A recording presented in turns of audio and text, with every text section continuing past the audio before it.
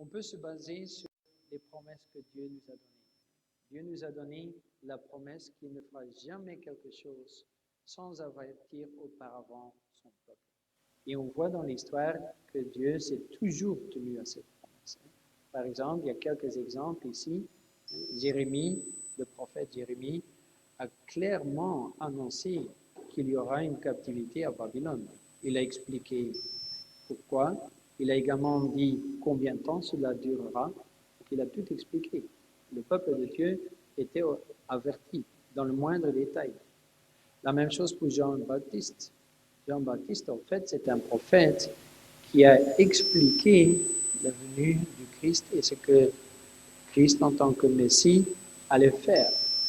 Donc là, à nouveau, le peuple de Dieu était en fait au courant en quel temps il vivait, autant qu'ils étaient en train d'écouter, bien entendu, mais ceux qui ont écouté le message de Jean le Baptiste ont compris en quel temps ils étaient et qu'est-ce que Jésus était réellement en train de faire. Mais alors, le plus grand de tous les prophètes, on oublie parfois, mais en fait, c'est Jésus lui-même. Et une de ces prophéties, on peut les lire dans Matthieu et dans Luc. En fait, les deux sont en fait la même chose. Et pourtant, il y a quand même quelques différences. Quand on prend Luc dans le chapitre 21, par exemple, il est écrit que au moment où on voit que la ville de Jérusalem est entourée par une armée, à ce moment-là, on doit prendre conscience qu'il est temps de fuir. Et c'est cette prophétie de Luc qui a fait de sorte qu'en l'an 70, quand la ville de Jérusalem était en effet entourée des légions romaines, en fait, à ce moment-là, ils ont compris qu'il fallait fuir. Dieu a fait de sorte que ces légions romaines ont dû quitter les lieux parce qu'il y avait un autre problème dans le sud. À ce moment-là, tous les chrétiens ont quitté la ville et au moment où les légions romaines sont revenues, à ce moment-là, il n'y avait plus aucun chrétien en fait dans la ville de Jérusalem. Et au moment, donc à l'année 70, que la ville a été assiégée et également conquise par les légions romaines et qu'il y a eu en fait des choses épouvantables qui se sont produites à ce moment-là, il n'y avait pas de chrétiens. Ils étaient déjà hors de la ville grâce à cette prophétie. Mais quand on lit le même récit de Luc 21, quand on lit le même récit dans Matthieu 24, il y a énormément de similitudes parce que c'est le même récit, mais de temps en temps, il y a quand même une phrase de différence. Et les phrases de différence nous démontrent que Matthieu 24, en fait, dans ce récit, il y a un double fond. Et le double fond, ça veut dire que dans ce que Jésus est en train de dire, c'est non seulement d'application sur Jérusalem en l'an 70, mais ce sera également d'application plus tard. Et le plus tard, c'est maintenant. Alors, il y a une phrase ou un verset dans Matthieu 24, le verset 9, je l'ai mis en vert. Quand on lit Matthieu 24, on lit forcément également ce verset, et je crois qu'on y passe très rapidement. Et ce verset nous dit, « Alors on vous livrera au tourment, et l'on vous fera mourir, et vous serez haïs de toutes les nations à cause de mon nom. » Et c'est surtout cette partie-là que je voudrais maintenant souligner. Donc, Jésus nous dit que nous serons haïs par toutes les nations. Alors, je ne sais pas si vous vous rendez compte, mais ça veut dire que nous serons haïs par au moins 8 milliards de personnes. Ça fait beaucoup de monde. Et on peut également se poser la question, mais qu'est-ce que je vais faire de sorte que 8 milliards de personnes vont commencer à me haïr? C'est pas vraiment quelque chose d'évident. Hein? Il y a beaucoup de personnes du jour d'aujourd'hui qui me trouvent bizarre, ou qui trouvent que je fais des choses bizarres, hein, surtout le 7e jour, enfin pour eux connu comme étant le 6e jour. Donc, quand je suis vêtu ainsi un samedi, c'est quelque chose de bizarre. Mais c'est pas pour ça qu'ils vont commencer à me haïr. Donc, quelque part, on peut se poser la question, oui, mais que va-t-il se produire afin que tout le monde, même ceux qui ne me connaissent pas, que même eux vont commencer à me haïr. Et le mot haïr, c'est quand même quelque chose de très fort. Hein? Ça ne veut pas dire qu'on n'est pas sur la même longueur d'onde. Ça veut dire beaucoup plus que ça. Haïr, c'est un mot très fort. Donc, qu'est-ce qui va se passer?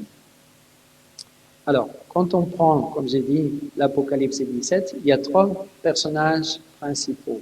Il y a la femme, qui est également, en fait, nommée la grande prostituée. Il y a les rois de la terre et il y a la bête. Alors, commençons avec le premier personnage, une femme. Là, la Bible est très, très claire. Il y a énormément de textes bibliques qui nous démontrent qu'en fait, une femme dans la Bible, elle est symbole pour le peuple de Dieu. Souvent, quand Dieu parle concernant son peuple, il utilise au fait le symbole de la femme. Quand on prend par exemple Isaïe, car ton Créateur est ton époux, l'Éternel des armées est son nom. Donc il se démontre comme étant son époux vis-à-vis donc, de son peuple. Il y a énormément de textes ainsi, donc dans Isaïe, dans l'Ancien Testament, 2 Corinthiens 11, car je suis jaloux de vous d'une jalousie de Dieu parce que je vous ai fiancé à un seul époux pour vous présenter à Christ comme une vierge pure. Donc, dans le Nouveau Testament, on voit exactement la même chose, c'est que la femme est symbole, en fait, pour le peuple de Dieu. Alors, ça veut dire que quand on a affaire à une prostituée, ça veut dire que c'est une femme qui est infidèle. Et là également, il y a énormément de textes, aussi bien dans l'Ancien Testament que dans le Nouveau Testament, qui démontrent qu'en fait, une prostituée, ça veut dire qu'on a affaire avec une église qui n'est pas, qui est adultère, qui ne suit pas son mari, ça veut dire qui ne suit pas Jésus, mais qui cherche quelque chose d'autre, qui n'est pas donc fidèle. Alors ça veut dire que on comprend quand on lit Apocalypse 17, les premiers versets, quand il s'agit là d'une femme, une prostituée, on comprend déjà qu'on a affaire avec une église qui est adultère. C'est une église qui ne suit pas Jésus. Mais c'est pas, comment dire, il faut être clair, quand on parle d'une église, on parle vraiment d'une église chrétienne, qui est supposée d'être le peuple de Dieu. Parce que sinon, ce ne serait pas une femme.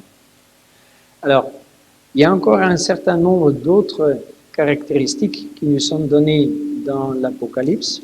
On voit que cette femme est vêtue de pourpre et d'écarlate, qu'elle est parée d'or et de pierres précieuses et de perles. Alors, quand on commence à approfondir ce sujet, on peut commencer à comprendre de qui il s'agit. Et j'espère que ce matin, j'ai également été clair et j'aimerais remettre les choses au point. Si on identifie quelque chose, ce n'est pas pour les montrer du doigt. Si on identifie un symbole comme une certaine église ou une autre église, c'est non pas pour les pointer du doigt, et c'est tout simplement pour comprendre les prophéties, parce que nous savons que les prophéties nous sont données afin que nous puissions apprendre quelque chose. Parce qu'en fait, il n'y a pas beaucoup de différence. Salomon est très clair, il n'y a rien de nouveau sous le soleil. Donc les erreurs qui se sont faites dans les passés, si nous, on n'apprend pas les leçons du passé, on fera exactement la même chose. Donc ce n'est pas pour pointer du doigt et se sentir supérieur, c'est tout simplement parce que nous avons confiance dans la parole de Dieu et qu'il est important de comprendre le message exact que Dieu veut nous donner. Alors, si on continue maintenant sur ces points qui sont en vert, pourpre, écarlate, parée d'or, de pierres précieuses, etc. Alors, le dernier verset, le verset 6, « Et je vis cette femme ivre du sang des saints et du sang des témoins de Jésus. » Alors, il est clair qu'il y a une certaine Église, elle a déjà dit elle-même quelles étaient à la base les persécutions qui ont été livrées durant plus de 500 ans. Et disons que c'est très dur d'estimer exactement le nombre de personnes qui ont été persécutées, mais dans le Moyen Âge, on estime quand même qu'il s'agit de plusieurs dizaines de millions de personnes. Et il faut savoir, si on parle d'une cinquantaine de millions de personnes au Moyen Âge, ça fait énormément de monde, parce qu'il n'y avait pas 8 milliards de personnes à ce moment-là, il y avait moins d'1 milliard de personnes qui vivaient. Donc si on parle déjà de plusieurs 50 à 100 millions de personnes qui ont été tuées, persécutées, c'est immense, c'est énorme. Un deuxième point, paré d'or et de pierres précieuses, il y a en 2017, il y a le numéro 2 d'une église qui a été amené au tribunal. Et à ce moment-là, c'était en Australie, et le numéro 2 de cette église était, comment dire, on pourrait dire un peu le banquier de cette église. Il était en fait le trésorier. Et du fait qu'il était le trésorier et qu'il devait répondre au tribunal d'un certain nombre d'accusations et qu'il était australien, ils ont commencé à essayer d'estimer la valeur de cette église en Australie. Quelle était au fait leur richesse? Qu'est-ce qu'ils avaient en fait qu'est-ce qu'ils possédaient? Et si on mettait ça en argent, à combien serait estimée leur richesse? Et on a vu que cette église avait plus ou moins une valeur de 10 milliards de dollars uniquement en Australie. Donc quand on prend uniquement ce pays-là, on estime déjà la valeur, disons que ce qu'il possède a une valeur de 10 milliards de dollars. Alors, il y a encore une troisième chose, ce sont les couleurs. Hein. Cette femme était vêtue de pourpre et d'écarlate. Je ne sais pas si entre-temps vous avez également une certaine idée de quelle église on est en train de parler. Et quand on prend l'église romaine catholique, on voit que tous les évêques sont à chaque fois vêtus de pourpre et que tous les cardinaux sont à chaque fois habillés d'écarlate. Et c'est la seule église où ces deux couleurs sont constamment mises en avant, le pourpre et l'écarlate. Donc ce sont des couleurs qu'on peut encore trouver dans d'autres églises, mais une telle image, il n'y a qu'une seule église où on peut prendre une telle image, où ces deux couleurs sont tellement mises en avant. Donc on voit que toutes les caractéristiques qui ont été données dans l'Apocalypse 17 à cette prostituée, à cette femme, peuvent être mises d'application sur l'Église romaine catholique. On pourrait éventuellement dire, oui, mais 3, c'est pas encore suffisant.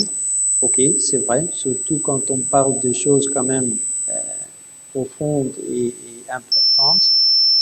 Mais quand on comprend que la prophétie du chapitre 17, on ne le prend pas uniquement sur lui-même, mais qu'on fait également une connexion avec Apocalypse 13, avec Daniel 7, avec Thessaloniciens, la lettre aux Thessaloniciens, qu'on commence à prendre tous ces textes et qu'on commence à voir que toutes les caractéristiques qui sont données à chaque fois sont à chaque fois facilement d'application sur l'Église catholique romaine, finalement, on est quand même obligé à croire qu'il s'agit bien de cette Église-là.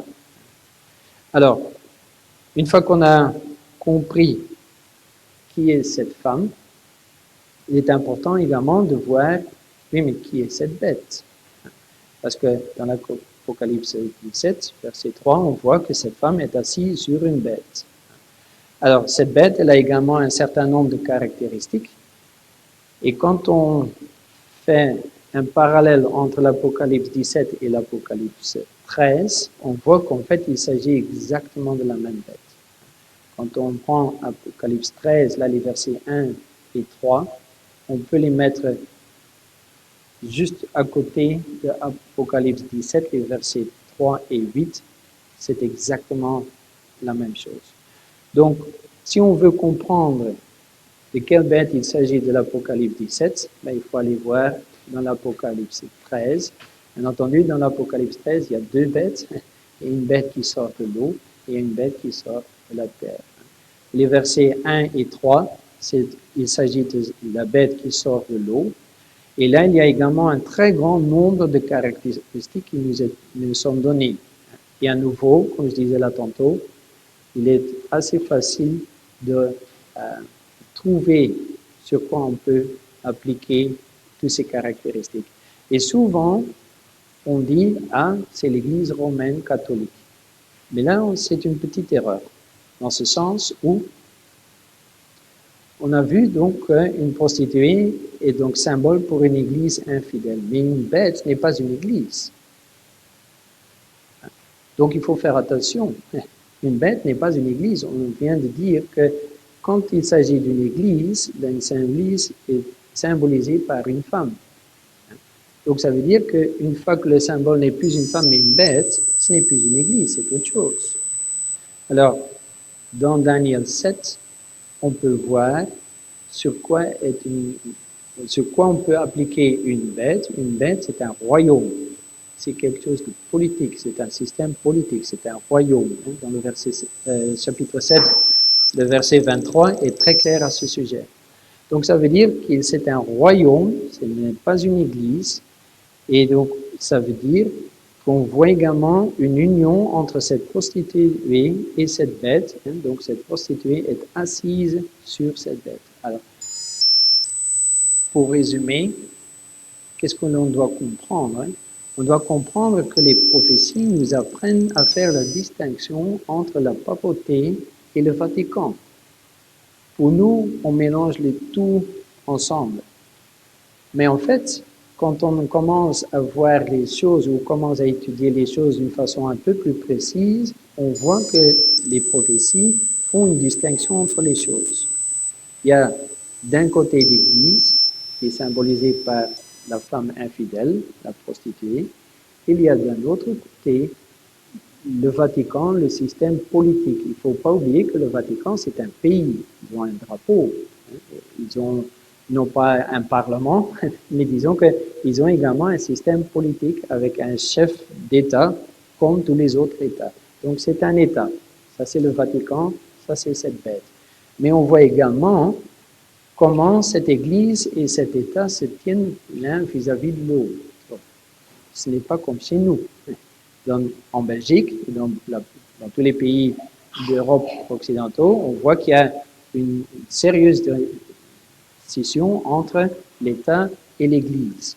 Je ne dirais pas qu'il y a un mur, c'est un mur avec quelques trous, mais disons qu'il y a quand même encore une différence entre les deux. Tandis que dans le Vatican ou dans la papauté, on voit que les deux sont ensemble. On y reviendra plus tard. Alors, les rois de la terre, ça c'est le troisième personnage principal de l'Apocalypse. Là, c'est un peu plus compliqué à identifier parce qu'on n'a pas énormément de caractéristiques. Mais certains qui étudient la prophétie vont rapidement conclure que les rois de la terre, ce sont probablement la même chose que les 10 pieds de la statue de Daniel.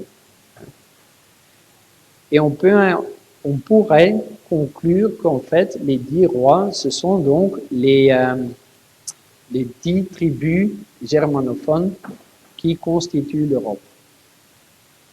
Et quand on lit Apocalypse 17, on voit quand même qu'il y a un certain nombre de choses qui ne correspondent pas quand on voit les choses ainsi. Pourquoi?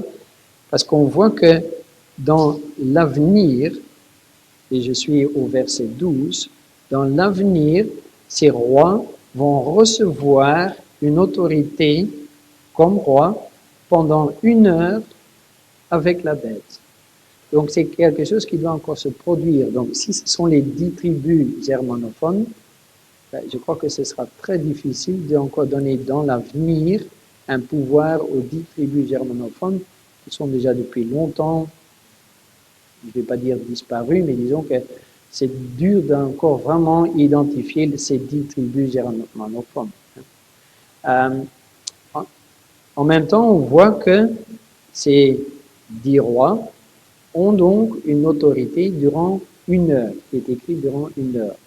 J'aimerais quand même, entre parenthèses, expliquer quelque chose. Il y a 2 façons de comprendre cette 1 heure. On pourrait utiliser ce système de 1 an, donc de 1 jour c'est 1 an. Si on fait ce calcul, alors on aboutit que 1 heure c'est 15 jours. Donc on pourrait dire que ces 10 rois auront, ensemble avec le Vatican, une autorité durant 15 jours. Il y a encore une autre façon de comprendre le texte, c'est quand on prend le texte original, le mot qui est traduit pendant 1 heure peut en fait également être traduit comme étant simultanément. Donc, simultanément, ça ne veut pas toujours dire que c'est quelque chose de bref. Simultanément, ça veut dire que, ok, durant un certain moment, ces 10 rois auront une certaine puissance, une certaine autorité, et ils vont exercer cette autorité en même temps avec la bête. Ça, c'est entre parenthèses. Ce n'est pas clair quelle vision des deux est correcte. C'est quelque chose qu'on devra voir dans l'avenir. Mais ce qui est important à comprendre, c'est qu'il s'agit de 10 rois, peu importe leur identité exacte, qui auront ou qui recevront une autorité durant un certain temps, et ils vont exercer cette autorité ensemble avec le Vatican. Alors, qu'est-ce qu'ils vont faire une fois qu'ils auront cette autorité? Le verset 14 est clair à ce sujet. Le verset 14 nous dit « Ils combattront contre l'agneau et l'agneau les vaincra ». Ce qui est une bonne chose. Mais on va d'abord la première partie. Donc, les 10 rois vont donc combattre l'agneau. Maintenant, l'agneau, c'est qui l'agneau? On peut facilement identifier l'agneau. L'agneau, c'est Jésus-Christ. OK. Mais l'agneau, il est où? Il est dans le sanctuaire. Et le sanctuaire, il n'est pour l'instant pas facile d'accès. Donc, si ces 10 rois, ensemble avec le Vatican, veulent combattre l'agneau, ils ont un problème de logistique, parce que c'est pas évident de combattre quelque chose qu'on peut difficilement atteindre. Hein? Alors on doit commencer à comprendre, oui, mais comment est-ce que ce combat aura lieu? Alors, il y a un verset qui nous aide, c'est dans Actes chapitre 9, le verset 5, et c'est Jésus lui-même qui pose une question. Il pose la question à Saul, parce qu'à ce moment-là, il est encore toujours Saul, il lui demande, ou il lui dit, « Je suis Jésus que tu persécutes. » Or, qui est-ce que Saul était en train de persécuter? Il n'était pas en train de chasser Jésus à ce moment-là. Il était en train de persécuter ceux qui étaient croyants. Donc ça veut dire combattre l'agneau, ou combattre les enfants de Dieu, c'est exactement la même chose que combattre l'agneau. Donc quand on lit dans l'Apocalypse 17 que ces 10 rois, au moment où ils auront cette autorité et qu'ils l'exerceront ensemble avec le Vatican, ils vont combattre l'agneau à travers le peuple de Dieu. Alors, comme je vous ai dit, on va essayer de comprendre maintenant qu'est-ce que ça signifie exactement qu'on sera haï par tout le monde.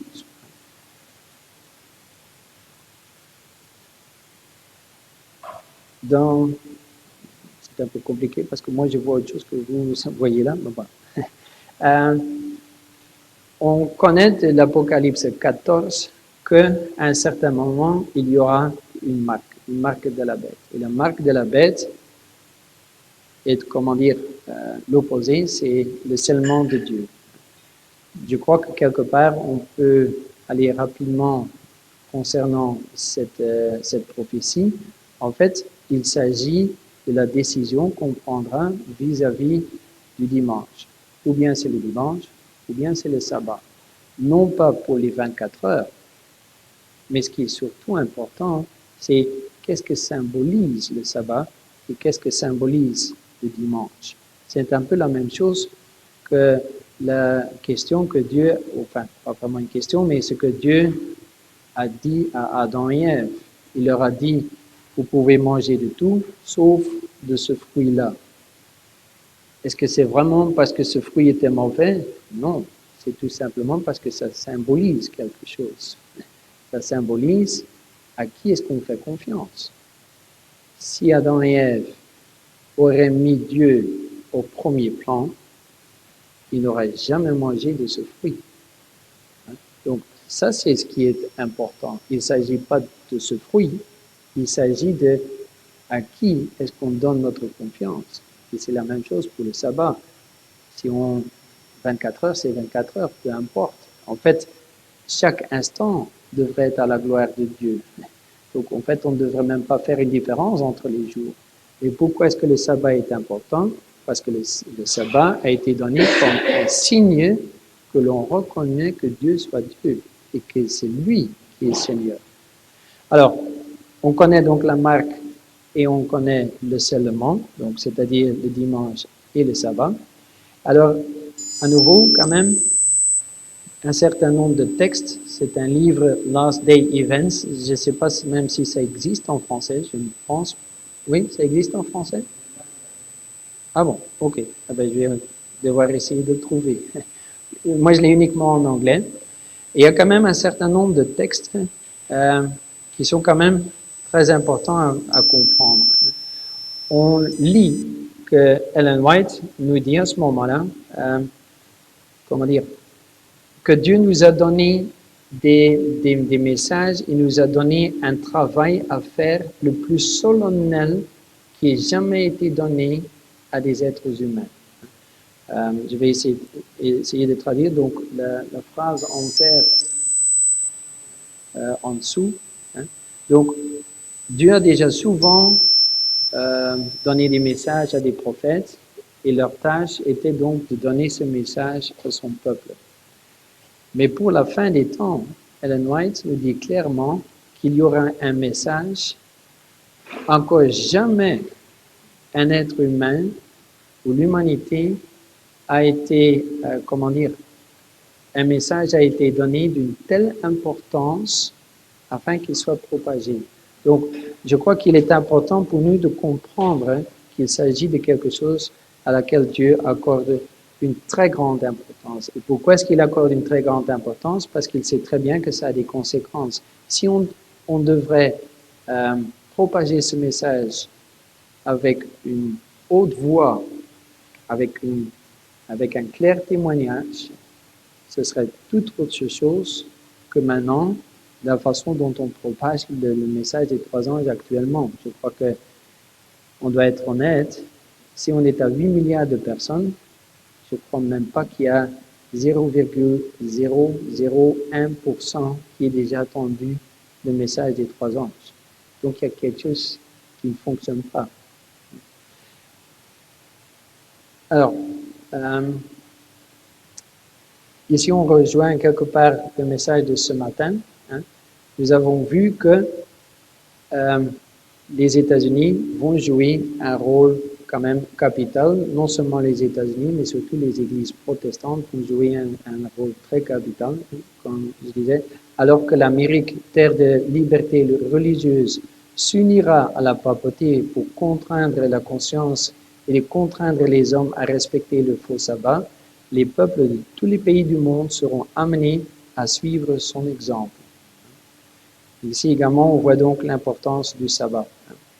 Je vais continuer un peu.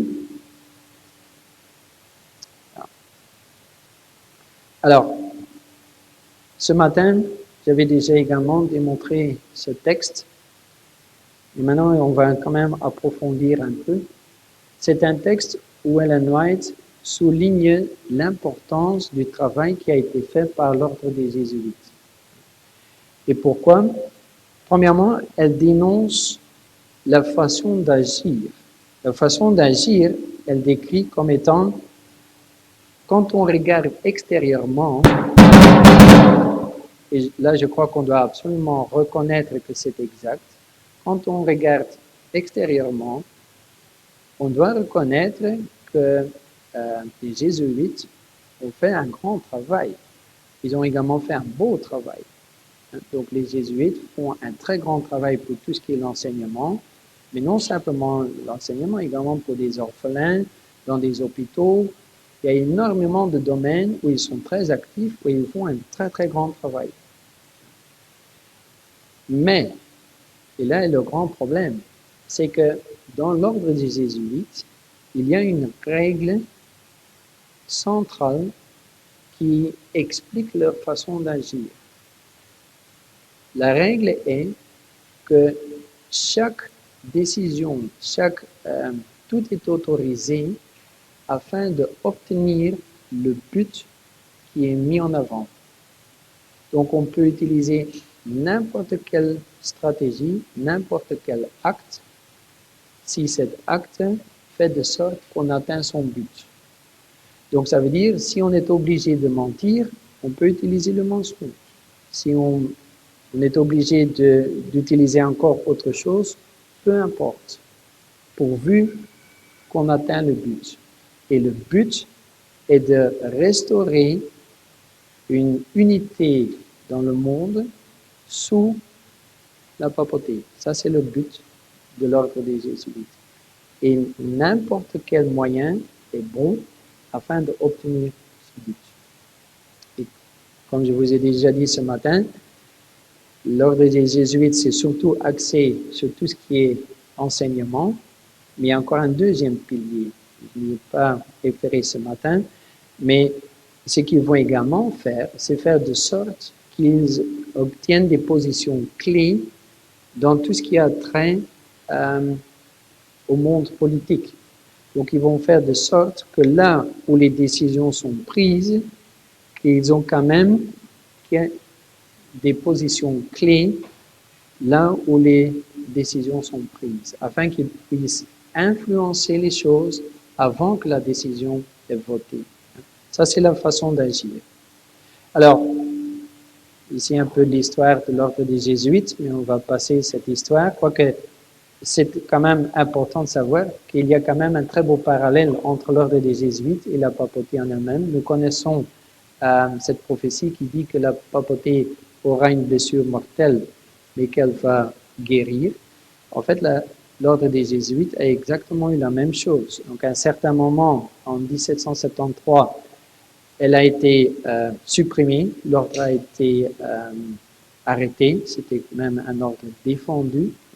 Les Jésuites devaient se démanteler, c'est ça le mot que je cherchais, démanteler. Et ce n'est qu'après un certain nombre d'années, en 1886, qu'ils ont été rétablis. Donc eux également, ils ont connu une, j'ai dit le mot là tantôt, une plaie mortelle. Et également, ils ont connu une plaie mortelle, mais ils se sont rétablis. Ce qui est important de savoir, c'est que durant cette période où ils étaient démantelés, que l'organisation en elle-même existait encore. Okay? Ils ne pouvaient plus agir sous leur nom, mais ce n'est pas parce qu'on ne peut plus agir d'une façon, officielle, que pour ça, chaque membre a décidé de rester assis sur sa chaise et de ne plus rien faire. Les gens qui ont constitué cet ordre, ils étaient encore toujours là. Et qu'est-ce qu'ils ont fait? Ils ont tout simplement créé encore d'autres ordres.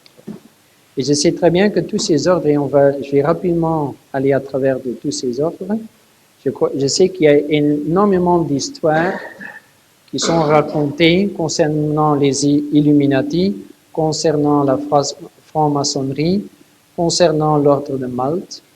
Et c'est vrai qu'il y a beaucoup de choses qui sont inventées, mais on ne peut pas oublier que tous ces ordres existent réellement. Et s'ils existent, et un certain nombre d'entre eux existent quand même déjà depuis plus de 200-300 ans, ça veut dire qu'ils ont un but. Parce que s'ils n'ont rien à faire, pourquoi est-ce qu'ils existent encore déjà après 300 ans?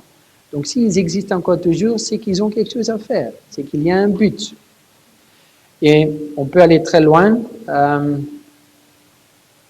En fait, ce qui est peut-être intéressant de quand même une fois prendre le temps d'ouvrir l'Apocalypse chapitre 18.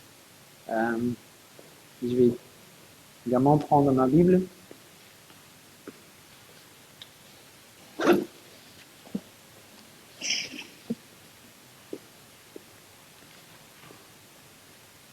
Donc on a déjà parlé longuement sur Apocalypse 17. Quand on prend Apocalypse 18, alors au verset, je vais devoir,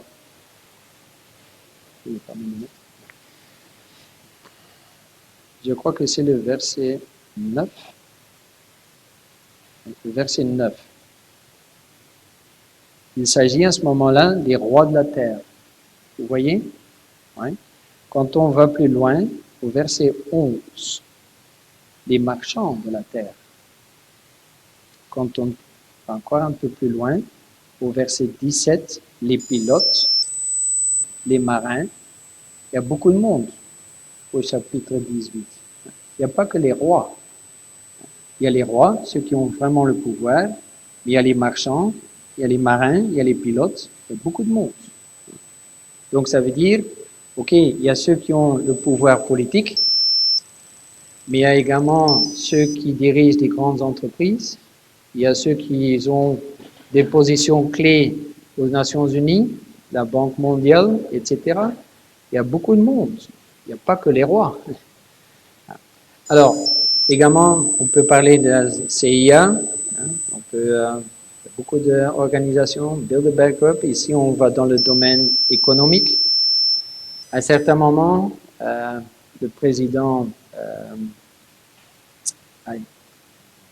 George Bush, non pas le père, mais le fils, donc le dernier, George Bush, a dit, et à un certain moment, il a clairement indiqué qu'il faisait partie également d'une organisation secrète, Skull and Bones.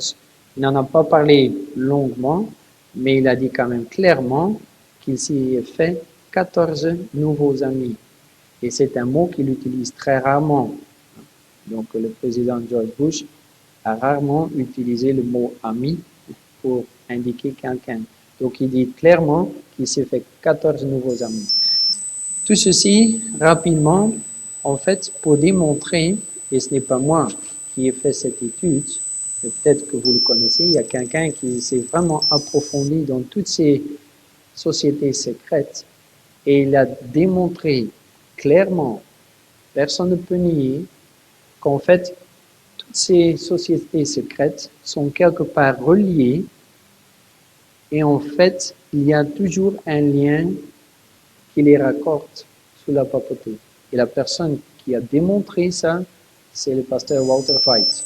Donc si vous voulez en savoir plus, il y a quand même un certain nombre, plusieurs études, plusieurs présentations faites par le pasteur adventiste Walter Veith, où il explique dans le moindre détail comment ceci se déroule en réalité. Donc les liens entre ces différentes organisations et surtout que toutes ces organisations sont sous le contrôle des jésuites et que les jésuites sont sous la papauté. Comme j'ai dit ce matin, pour la toute première fois, on voit également une union entre papauté et jésuites. Avant, c'était deux choses distinctes. Pour la toute première fois, on voit que là également, il y a une unité. Le pape actuel, c'est un jésuite. C'est quelque chose dont Ellen White nous a, comment dire, elle nous avait prédit que ça allait se passer. On le voit ici dans Testimonies for the Church, où elle souligne le rôle crucial de ces sociétés secrètes. Alors, pourquoi est-ce que j'ai parlé tellement de ces sociétés secrètes? Apocalypse 13, le verset 14. C'est un verset qu'on connaît. On va le relire. Et je vais déjà poser ma question avant qu'on relit le verset. La question est, qui est-ce qui va faire de sorte qu'il y a une image de la bête? Donc je répète la question, on va relire ce verset et la question que je vais vous poser est, qui est celui qui va faire de sorte qu'il y a une image de la bête?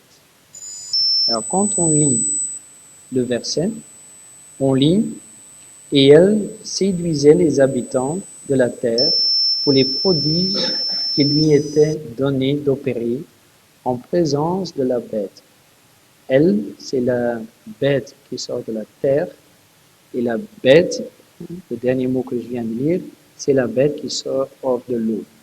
Donc, si on relit, la bête qui sort de la terre séduisait les habitants de la terre par les prodiges qui lui étaient donnés d'opérer en présence de la bête qui sort de l'eau, disant aux habitants de la terre de faire une image à la bête qui avait la blessure de l'épée et qui vivait. Alors maintenant, je repose la question. Qui va faire de sorte qu'il y ait une image de la bête?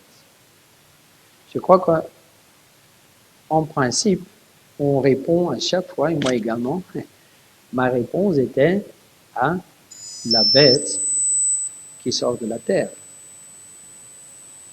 Or, quand on lit vraiment méticuleusement ce qui est écrit, on voit que non, ce n'est pas la bête de la terre qui va le faire. Ce sont les habitants. Ce sont les habitants qui sont manipulés par, et ce sont les habitants qui vont faire de sorte qu'il y a une image de la bête.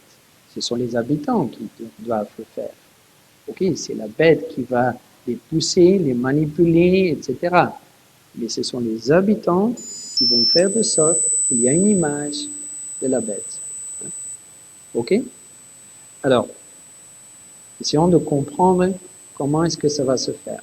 Dans la tragédie des siècles, on lit « Les dignitaires de l'Église et de l'État s'uniront pour soudoyer, persuader ou contraindre toutes les classes à honorer le dimanche et l'absence d'autorité divine sera comblée par des textes d'oppression. La corruption politique détruit l'amour de la justice et le respect de la vérité, et même dans l'Amérique libre, les dirigeants et les législateurs, afin d'obtenir les faveurs du public, céderont à la demande populaire d'une loi renforçant l'observance du dimanche. » Donc Ellen White également souligne que les habitants joueront un rôle capital dans la loi du dimanche, dans l'image de la bête, etc. Pour être clair, l'image de la bête, c'est quoi l'image de la bête? Ben, souvenons-nous, au début, quand on a lu le chapitre 17, cette prostituée était assise sur la bête. Donc, il y avait une union entre État et Église. Ça, c'est l'image de la bête, qu'il y a une union entre l'État et l'Église. Hein, et cette union sera réinstaurée, même si actuellement, on ne voit pas les choses ainsi. Mais on voit également que Ellen White souligne le rôle capital que joueront les habitants. Hein. Donc, ce qui est souligné, je vais encore une fois le relire en français, les dirigeants et les législateurs, afin d'obtenir les faveurs du public, céderont à la demande populaire d'une loi renforçant l'observance du dimanche. Donc, quelque part, on peut déjà se poser la question, oui, mais pourquoi est-ce que les habitants de la Terre vont demander une telle loi? Parce qu'en fait, ce qu'Ellen White dit, c'est que s'il y aura un jour une loi du dimanche, ce sera à la demande des peuples. Alors, pourquoi est-ce que les peuples demandent une loi du dimanche? Parce qu'actuellement, quand je regarde à mes collègues de travail, il n'y a aucun qui demande une loi du dimanche. La seule chose qu'ils demandent, c'est ok d'avoir un jour férié et de ne pas devoir travailler. Mais avoir une loi du dimanche où il faut sanctifier le dimanche, il n'y a personne qui le demande. Or, Ellen White est claire, ce seront les nations qui vont le demander. Alors, qu'est-ce qui va faire de sorte que les nations vont demander une telle sorte de loi? Alors, en 1992, pour ceux qui étaient déjà, en 1992, il y a eu quelque chose qui s'est produit pour la première fois, c'est-à-dire un sommet réunissant tous les pays de la Terre. Et il s'agissait déjà d'un sommet de la Terre, donc à Rio de Janeiro, et ça s'appelait donc la Conférence des Nations Unies sur l'environnement et le développement. Déjà. Donc c'est pas nouveau. Au jour d'aujourd'hui, on parle souvent d'environnement, mais en fait, ça a déjà commencé en 1992. Là, c'était la toute première fois que tous les pays se sont réunis. Et en fait, c'était la toute première fois qu'on avait réussi à rassembler tous les pays. Parce que quand il y a un autre sujet, il y avait toujours un certain nombre de pays qui n'étaient pas intéressés. Mais c'était la toute première fois que tous les pays étaient vraiment présents. Alors, qu'est-ce qu'ils ont fait? Bon, il y avait beaucoup de choses pour les photos, pour la photographe, etc. Mais ce qu'ils ont surtout décidé, c'est que dorénavant, chaque année, il y aura à nouveau, comment dire, ce ne sont pas toujours les dirigeants, mais chaque année, il y a une plateforme où tous les pays sont présents et où les problèmes reliés au climat seront discutés. Donc ça veut dire que depuis 1992, il y a une plateforme où tous les pays du monde sont présents et où un certain nombre de choses sont discutées. Et on voit que après 21 fois, ils sont arrivés à un accord. Ce sont les accords qu'on connaît sous le nom des accords de Paris. C'était la 21e fois qu'ils se sont réunis. Et cet accord de Paris, il est, comment dire, quand même spécial de plusieurs façons.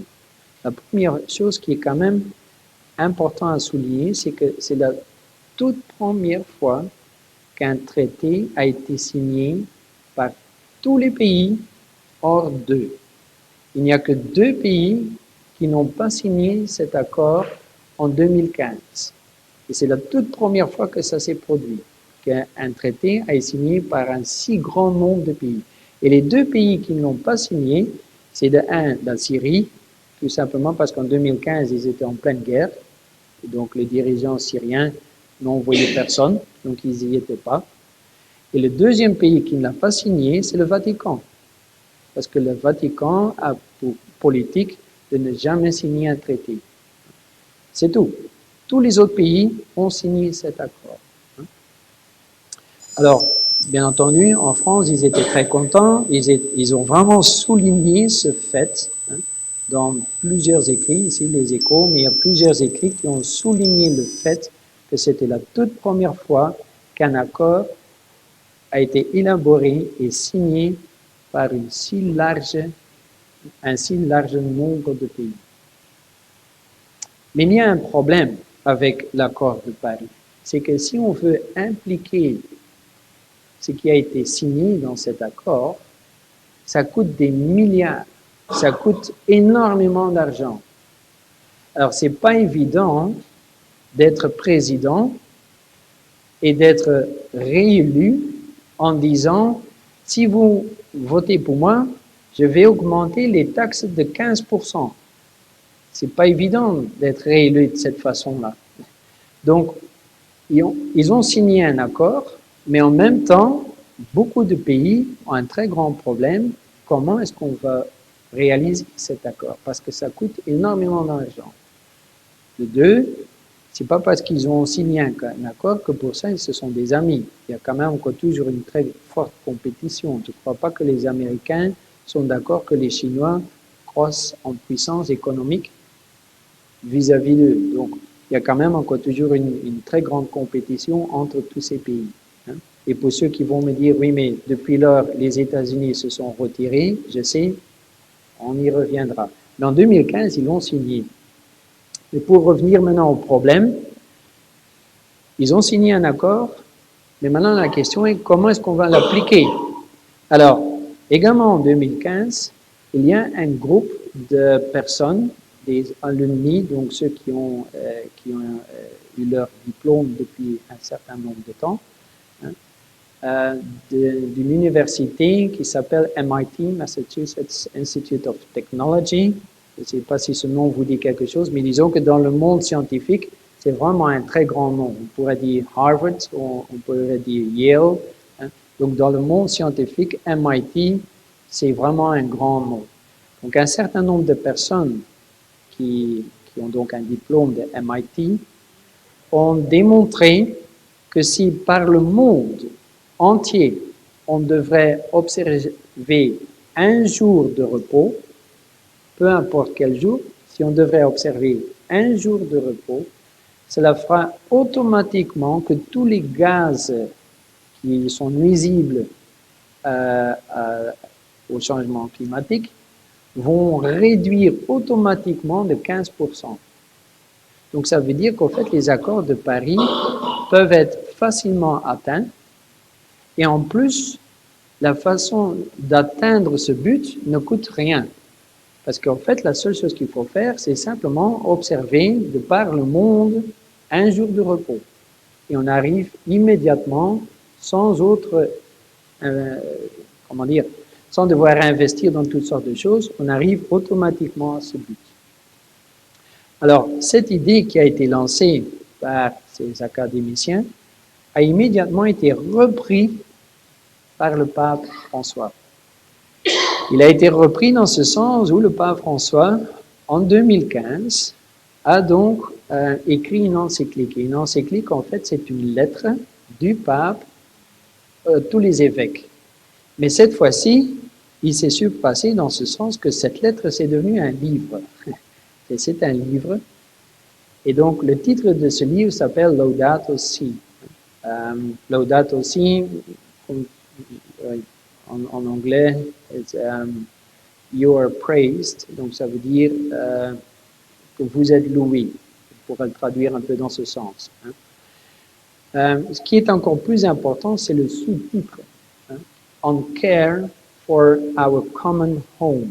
Donc en fait, le sous-titre veut dire que le pape lance un appel dans ce sens où nous sommes appelés à prendre soin pour notre maison commune.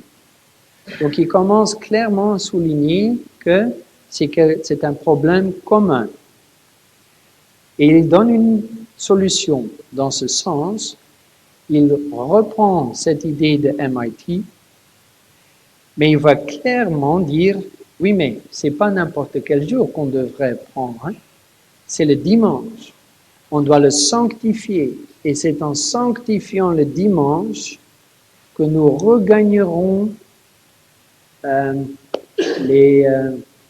Dieu sera à nouveau favorable et que nous aurons ses bénédictions. Il va souligner l'importance de l'Eucharistie. Ce matin, je vous ai essayé d'expliquer brièvement que l'Eucharistie catholique, c'est pas la même chose que la Sainte Seine. Durant la Sainte Seine, nous recommémorons.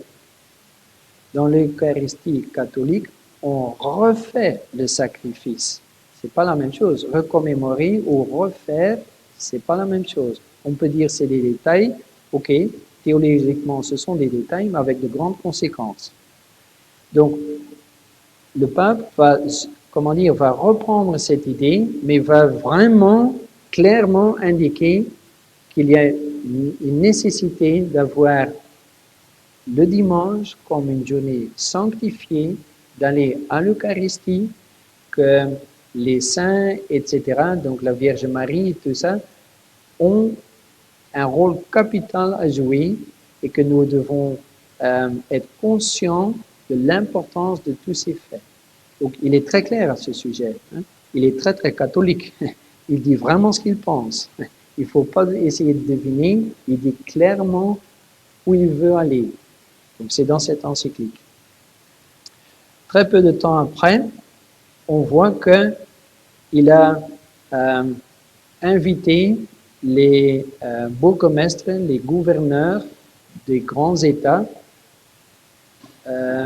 à Rome, au Vatican, Et quand on voit par exemple le maire de New York, le maire de New York qui est quand même une ville américaine, qui n'est pas vraiment catholique, le maire de New York lui-même décrit le pape François comme la voix la plus puissante sur cette terre pour ceux dont la voix n'est pas entendue. Il ne nous a pas convoqués ici pour accepter le statu quo, mais pour l'inculper.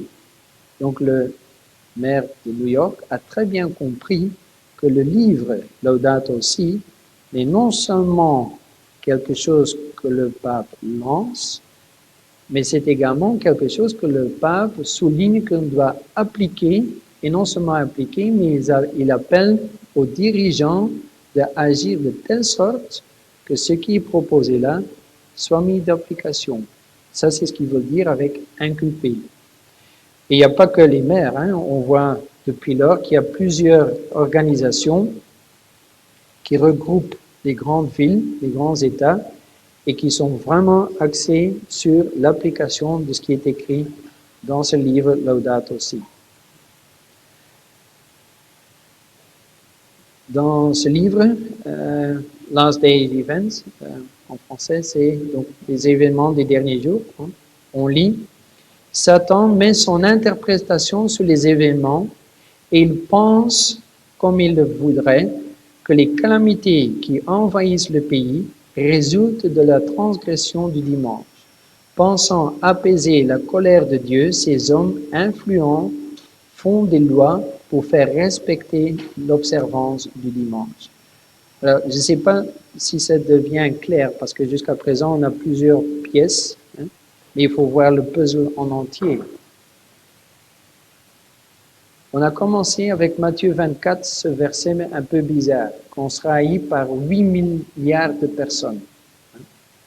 On a démontré qu'il y a des sociétés secrètes qui sont prêtes pour influencer toutes sortes de choses, pour canaliser les choses une fois que les choses se mettent en place.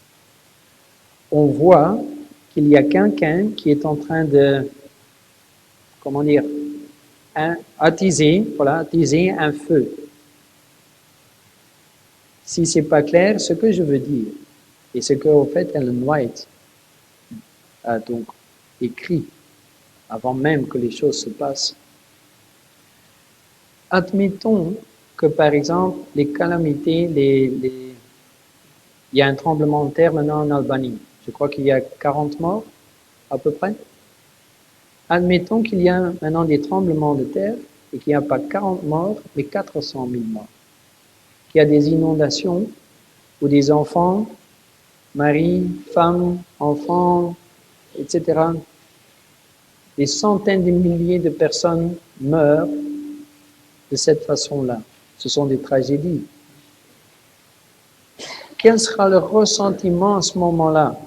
Je crois que si à ce moment-là, ceux qui sont dans des positions clés vont faire de sorte que, ce torrent d'émotions, parce que quand on perd un enfant, ça cause beaucoup d'émotions, que ce torrent d'émotions sera dirigé vers une loi du dimanche, et que nous, on réagit avec la Bible en main en disant « oui, mais c'est pas le dimanche, c'est le sabbat », c'est écrit là, je crois qu'à ce moment-là, on n'aura pas beaucoup d'influence.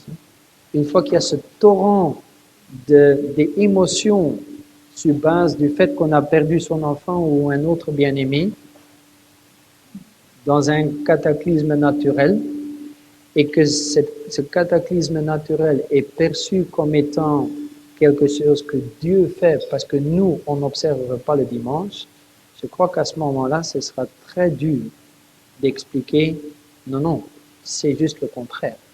Et pourtant, c'est juste le contraire. Et c'est ça qu'Ellen White essaye de nous expliquer. Donc, comment est-ce que nous serons haïs par 8 milliards de personnes? Tout simplement parce que beaucoup d'entre eux auront perdu quelqu'un qui leur est très cher et ils seront convaincus que l'unique façon pour résoudre le problème, c'est l'observance du dimanche et que nous allons dire non. À ce moment-là, on sera haïs. Et je crois que ce ne sera pas difficile de comprendre pourquoi. Alors, pour revenir maintenant sur les États-Unis, il est vrai que les États-Unis, ils l'ont signé en 2015, ils se sont retirés en 2017. Qu'est-ce que cela veut dire? Ok, je suis comme vous, je vois, j'étudie les prophéties et je vois ce qui se passe et j'essaye de comprendre. Mais à mon avis, ce qu'on voit surtout ici, c'est en fait un peu la même chose que Nebuchadnezzar. Dieu a utilisé Nebuchadnezzar pour faire de sorte que son peuple soit de nouveau sur le droit chemin. Est-ce que ça veut dire que Nebuchadnezzar est un exemple de, comment dire, un exemple que Dieu aime d'utiliser comme en montrant, voilà, ça c'est ce que j'aimerais que vous soyez? Non, mais il utilise ce qu'il a. Alors, du jour d'aujourd'hui, on en a déjà parlé également ce matin, on voit que Satan est prêt. La dernière fois, j'ai parlé du spiritisme. Maintenant, on voit que tout ce qui a trait au changement climatique, et je ne dis pas qu'il n'y a pas de changement climatique, oui, il y a un changement de climat. Mais quelle est la raison pour laquelle il y a un changement de climat? Est-ce que c'est le fait que nous roulons avec une voiture en diesel? Ben, soyons clairs, c'est vrai que le diesel, c'est pas bon. Hein? C'est vrai, c'est nuisible à la santé, ça c'est clair. Mais s'il y a vraiment un vrai changement climatique, prenons Osée. Je crois que Osée est très clair pour expliquer quelle est la vraie raison du changement climatique. C'est Osée au chapitre 4, hein, et je n'ai pas mes lunettes, donc ce sera un peu dur pour dire le verset exact. Met een Nederlandse Bijbel. En fait, je vais vous donner le verset exact, mais Osée est très clair. La raison pour les changements climatiques sont reliés au fait que nous sommes des menteurs, des voleurs, des assassins. Ça, c'est la raison pour laquelle il y a un changement climatique. Donc, s'il y a un changement climatique, c'est exact. Mais la cause n'est pas parce qu'on n'observe pas le dimanche. La cause est tout simplement parce que nous sommes des pécheurs. Ça, c'est la cause réelle de tous ces changements.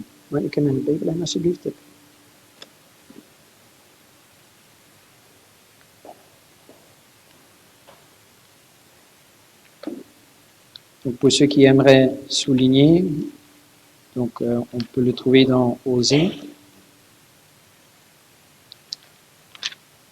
Voilà, le chapitre 4, et là, au fait, c'est facile, du verset 1 à 3. Du verset 1 à 3, on peut dire clairement quelle est la vraie cause des problèmes qui ont trait au changement climatique. Maintenant, ce que je voulais donc dire, c'est que du fait que le peuple de Dieu n'est pas prêt, Dieu aimerait acheter encore un peu de temps. Il sait très bien, le peuple de Dieu ne sera jamais entièrement prêt. Mais même s'il y a encore l'occasion d'en rajouter un, si possible d'en rajouter un, Dieu fera tout ce qui est en son pouvoir pour encore attendre un peu afin que ce un puisse encore faire le bon choix. Et donc, ici, on voit quelqu'un qui ne fait pas partie des sociétés secrètes, qui n'a rien à voir avec tout ça. Et en fait, Dieu l'a tout simplement utilisé pour ralentir le processus qui est déjà mis en place et pour faire de sorte que nous ayons encore un peu de temps. Mais on voit que dès que Trump a décidé de retirer les États-Unis des accords climatiques, immédiatement, ça c'est Michael Bloomberg, l'ancien président, l'ancien maire de New York, qui est d'ailleurs candidat à la présidence pour l'instant, il a immédiatement lancé que les États-Unis vont se tenir aux accords de Paris. Et il fait de tout, et c'est un homme très riche, avec beaucoup d'influence aux Nations Unies, mais également aux États-Unis, pour faire de sorte que, malgré la décision de Trump, que les États-Unis continuent dans la voie donc, des accords de Paris. Et depuis lors, on voit à nouveau toutes sortes d'organisations américaines. We Are Still In, c'est une organisation reliant, comme vous voyez, 1219 gouverneurs, maires, entreprises, investisseurs, lycées et universités à travers les États-Unis. Et c'est une organisation qui va vraiment faire de sorte que les États-Unis continuent dans la voie donc des accords de Paris.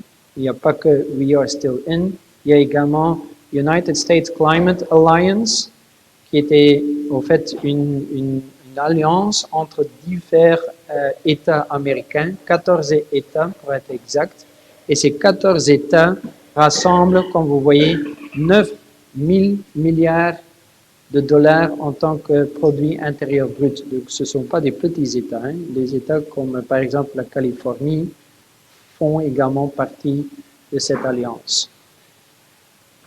Pour démontrer à quel point les choses vont loin, la personne qui a la parole, qui a le micro, donc la deuxième personne que vous voyez sur cette photo, c'est le gouverneur de l'État de Californie, donc aux États-Unis. C'est un démocrate. Hein. Je souligne, c'est un démocrate.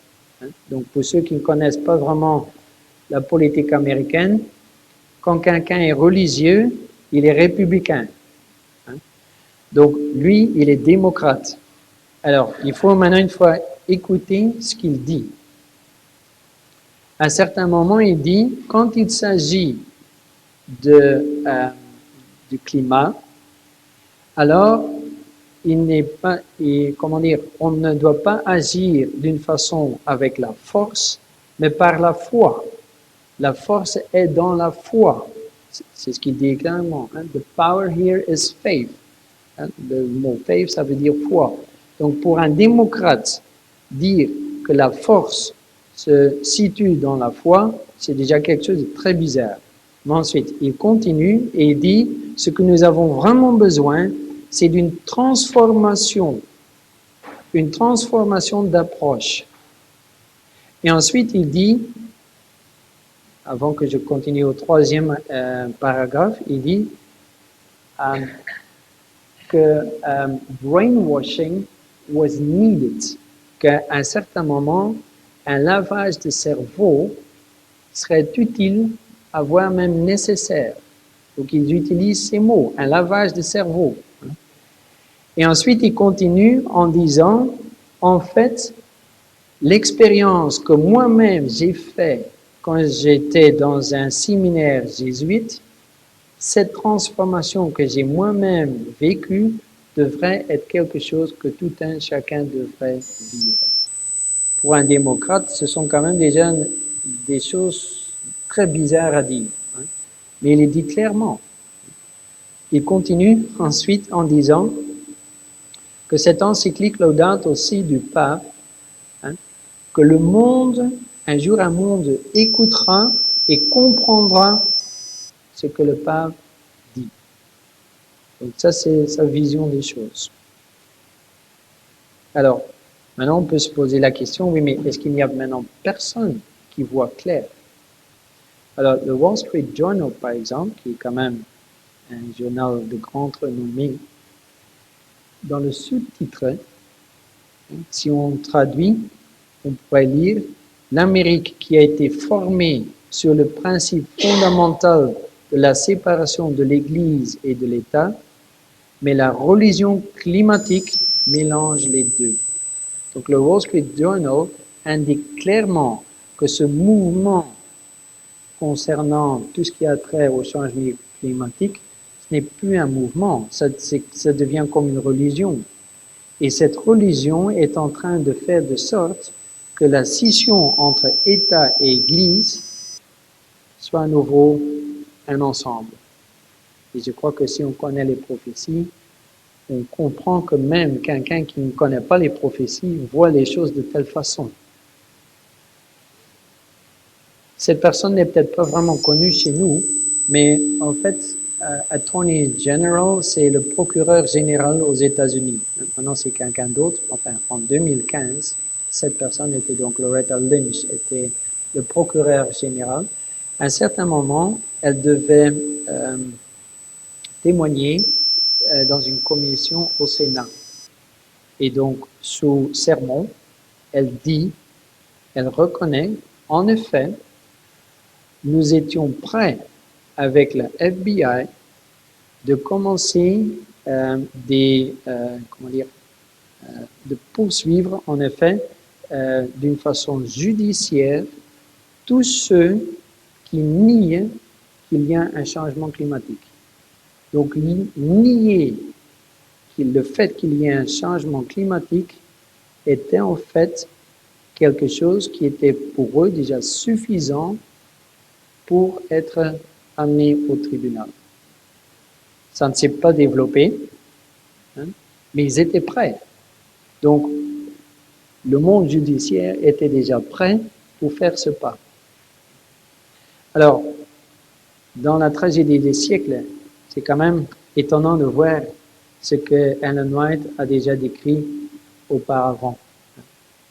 On peut lire dans le chapitre 36, « Et alors le grand trompeur persuadera les hommes que ceux qui servent Dieu causent ces maux.